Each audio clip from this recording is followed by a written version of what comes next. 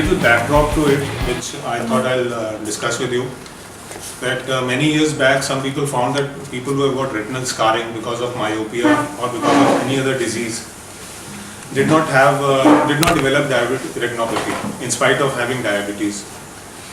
And they started looking for reasons what happens, why it has happened that they do not develop retinopathy. And there was one gentleman, Mahesh Vikrat, who was pioneer in creating actual retinal burns for treatment of retina. And he is the first person who started using a xenon arc bulb, and before that he started using sunlight. They used to have heliostats which will focus at the sunlight and make burns on the retina. And Mahesh Vikrat, in fact, when I met him as a student in 1986, he had already become blind because of his macula getting damaged. During research, he damaged his own eye actually. So from there, people took a lead that maybe by creating retinal scarring, something was going to happen, and that is how retinal photocoagulation came into existence. First it came with xenon arc, and then later on with lasers.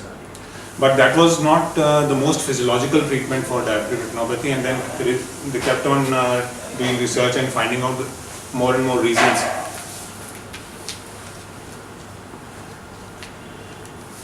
And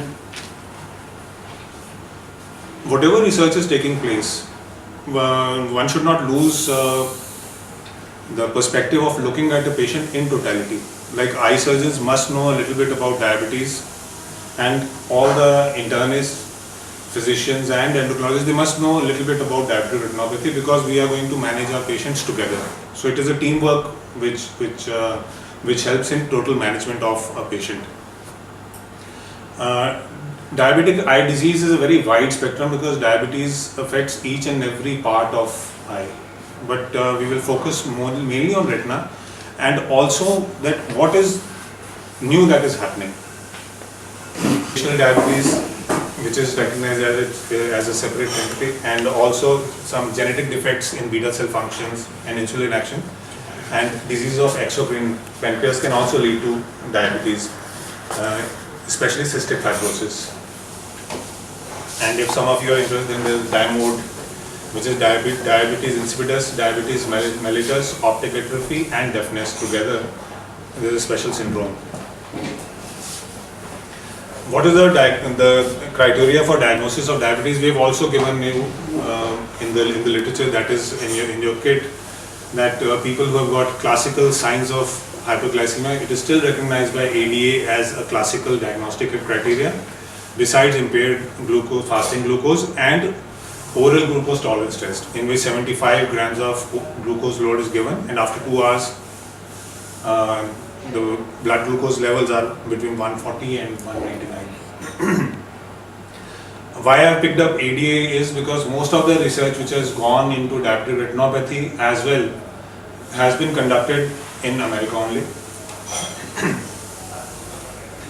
Now the carry-home message for people is that American Diabetic Association recommends a tight glycemic control, and tight glycemic control means that fasting less than 100, all readings below 180 in 24 hours, 24-hour euglycemia, and most important is glycosylated hemoglobin less than 6.5%, and tight control of blood pressure depending upon age of the patient and sex. 130/80 is absolute is the target.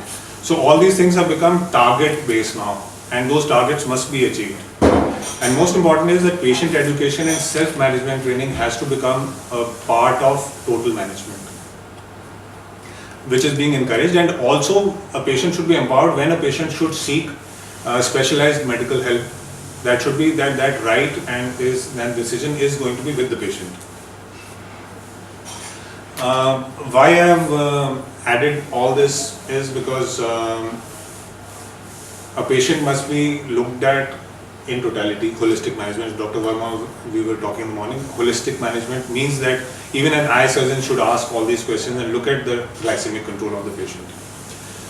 Regarding diabetic retinopathy, when we look at epidemiology, we find that 6% to 34% of patients have signs of retinopathy at the time of diagnosis of the disease itself, which means that it is imperative that any diabetic patient that you find out, that you discover in your practice, should be sent for a complete eye examination immediately. The reason is that this figure of 66% to 34% is coming from USA. So it is likely that our percentage is going to be higher.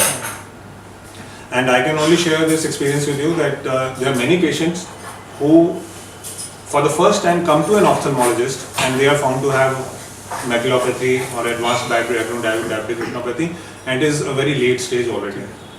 So it's both ways, that even eye surgeons should send back patients to internists. It is clearly known that the rate generally increases with age and passage of time since diagnosis. If you are diagnosing a diabetic at 55 years of age and you're diagnosing a diabetic at 45 years of age, the chances are that the older patient is more likely to have diabetes. And time since diagnosis, more the time, greater are the chances. And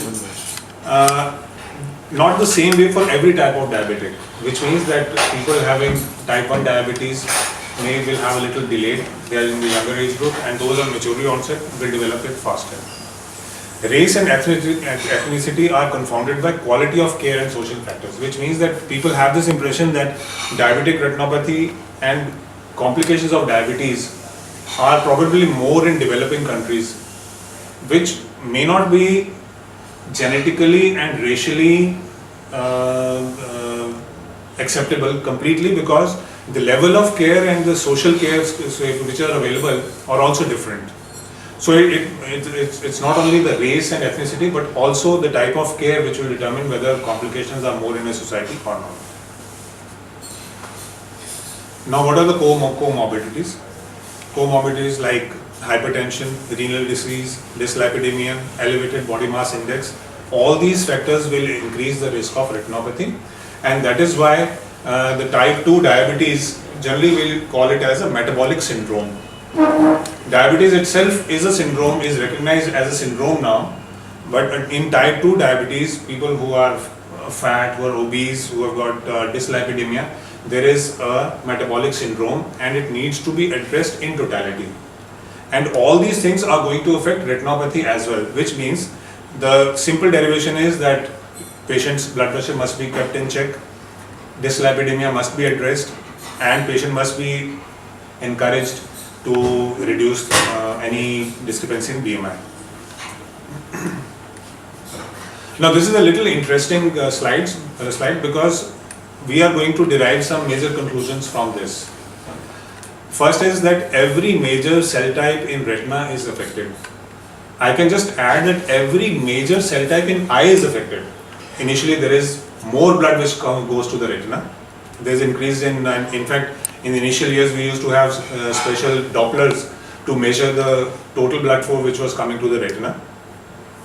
There is deregulation of turnover, of cell turnover. Now this is a very interesting thing, because what happens is that when you have capillaries coming, you have pericytes and you have got endothelial cells. Now the now endothelial cells, they multiply much faster.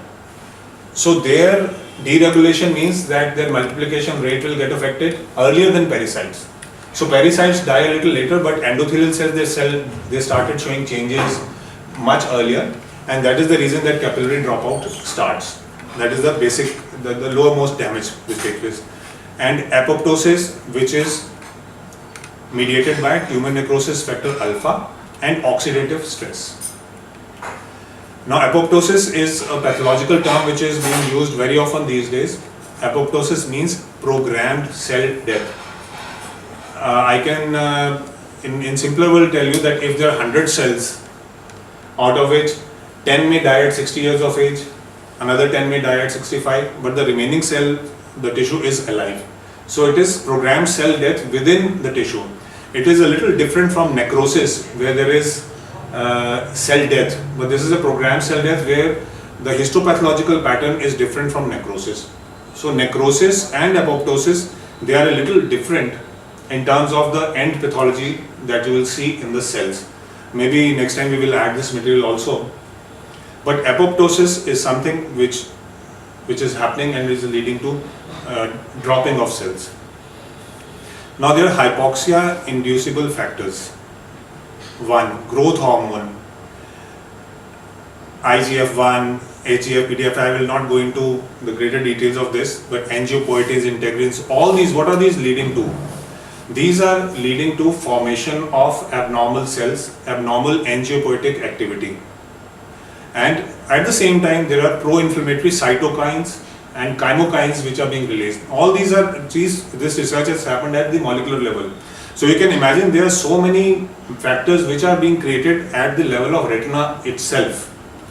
And to make the matter worse, there is quelling of anti-angiogenic factors, which means that in life, at every level there is equilibrium. So this equilibrium towards maintenance of blood vessels is getting lost, whereas angiogenic factors are going up, but anti-angiogenic factors, they are going down. And this is where our intervention comes at molecular level. We are looking at molecules now. We are not looking at photocoagulation alone. We are not looking at creating scars alone. Can we modify these at the tissue level, all these factors, or not? We can, and that is how we are going to discuss in greater detail.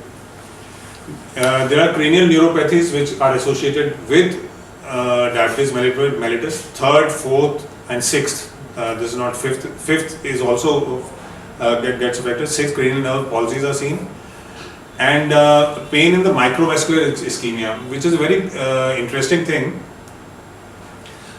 That vasa nervosa, they get affected. There are blood vessels which are supplying to the nerves. They get affected, and you get pains which are inexplicable, which people normally don't feel. Why is it that a diabetic has got a very severe headache? Why is it that a patient has got trigeminal neuralgia? Because trigeminal neuralgia nerve itself gets affected in diabetes. Facial nerve can get affected, and whenever you have these motor nerves, they getting affected in diabetes, they can cause pain. So a diabetic may complain of a pain while chewing, trigeminal symptoms, they will, and Wolfram syndrome is the same as I told you, diabetes insipidus, diabetes mellitus, optic nerve atrophy, and deafness. We have certain investigative tools which have come only recently into existence, and OCT and fluorescein angiography are two. Fluorescein angiography, most of the people know. OCT is optical coherence tomography, which is a late entry into it. But you can imagine it works on the same principle as ultrasound, where you send a wave inside, and when the reflectivity pattern is checked. So we have got in our clinic a spectral domain 3D OCT, which has got a resolution of as small as 5 nm, whereas it is 100 times more sensitive than ultrasound.